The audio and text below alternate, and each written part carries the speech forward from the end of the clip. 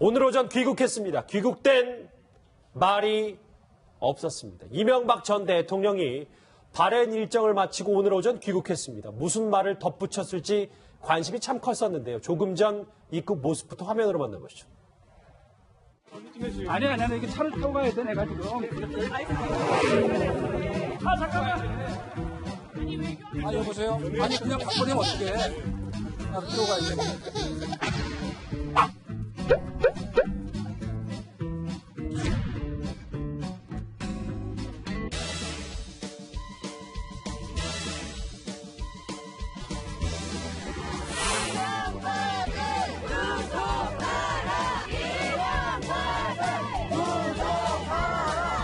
대통령과 관련된 말씀을 친구들에게 하신 게 사실인가요? 날씨가 추운데. 최근 정부의 적폐청산을 정치 공모에다 공격하려고 하셨는데 핵심 참모진들에 대한 수사가 전달된 거고.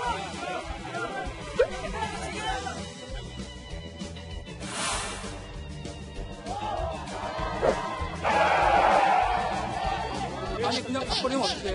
나도 들어가야 돼. 관련해서 하실 말씀이 더 있으시다 그랬는데 아직 말을 하고 싶어도 숨이 차서 못하겠어. 그러니까 피하려고 그러는 게 아니고 지금 다른 일 때문에 저기 있는데 정치 보복이라고 얘기했잖아.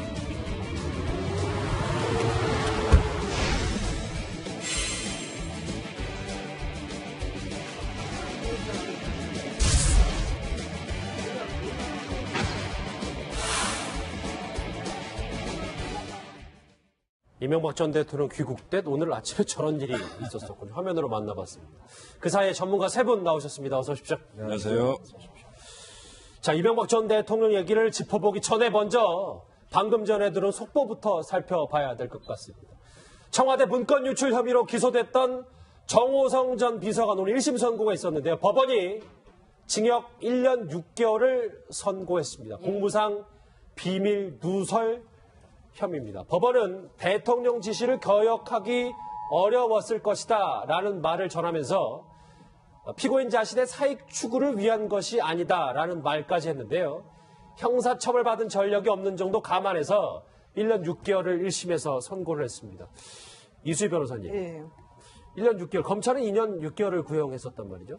그러니까 이제 그 재판부에서 얘기를 했지만, 그러니까 대통령의 박근혜 전 대통령의 지시가 있었기 때문에 그 지시에 따라서 최순실 씨에게 이제 공무상 기밀이 있는 그 문건을 유출했기 때문에 아마 그 지휘 관계에 봤을 때 거부하기가 어려웠을 거다라는 그 사정을 많이 참작을 해서 1년 6월로 선고를 한 것 같습니다. 지금 구속된 지 한 1년쯤 됐기 때문에 뭐 6개월 정도면은 글쎄 이걸 뭐 가석방이 가능성은 별로 없어 보입니다만은 여하튼 정호성 그 전 비서관 입장에서는 그래도 이런 표현이 어쩔지 모르겠는데 선방한 걸로 봐야 될 것 같아요. 다만 지금 국정원장 특별활동비 뭐 유용한 혐의가 또 있기 때문에 그것도 추가로 기소가 된다고 하면 그것도 이제 합산해서 형기를 살아야 되는데요.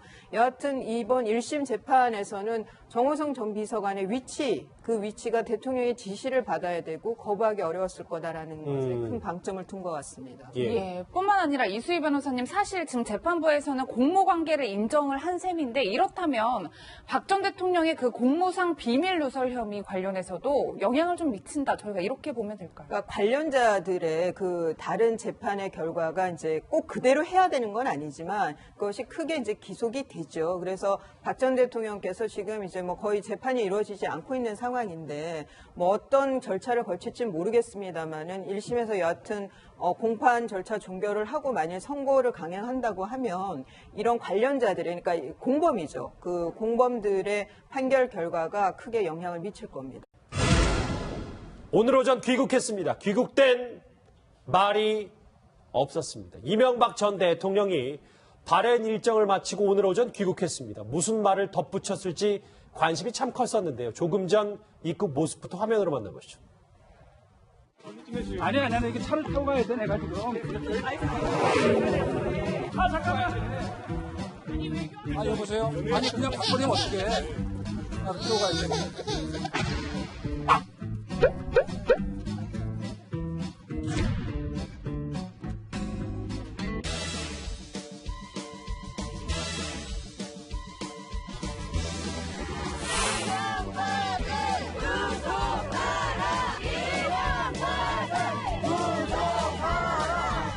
대통령과 관련된 말씀을 친구들에게 하신 게 사실인가요?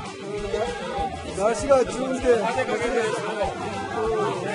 최근 정부의 적폐 청산을 정치 공모이자 공격이라고 하셨는데 핵심 참모진들에 대한 수사가 결과를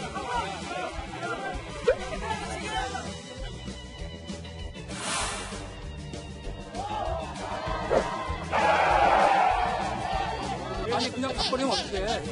필요가 있어. 만약에 하실 말씀이 더 있으시다 그랬는데 아직 말을 하고 싶어도 숨이 차서 못하겠어요. 그러니까 피하려고 그러는 게 아니고 지금 저 다른 일 때문에 저기 있는데 정치 보복이라고 얘기했잖아.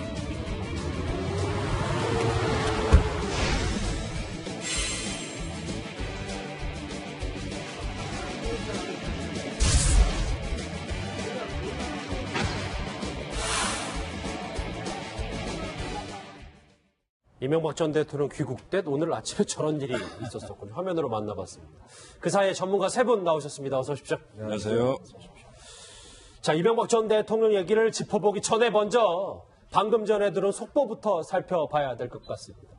청와대 문건 유출 혐의로 기소됐던 정호성 전 비서관 오늘 1심 선고가 있었는데요. 법원이 징역 1년 6개월을 선고했습니다. 공무상 비밀 누설 혐의입니다. 법원은 대통령 지시를 거역하기 어려웠을 것이다 라는 말을 전하면서 피고인 자신의 사익 추구를 위한 것이 아니다 라는 말까지 했는데요.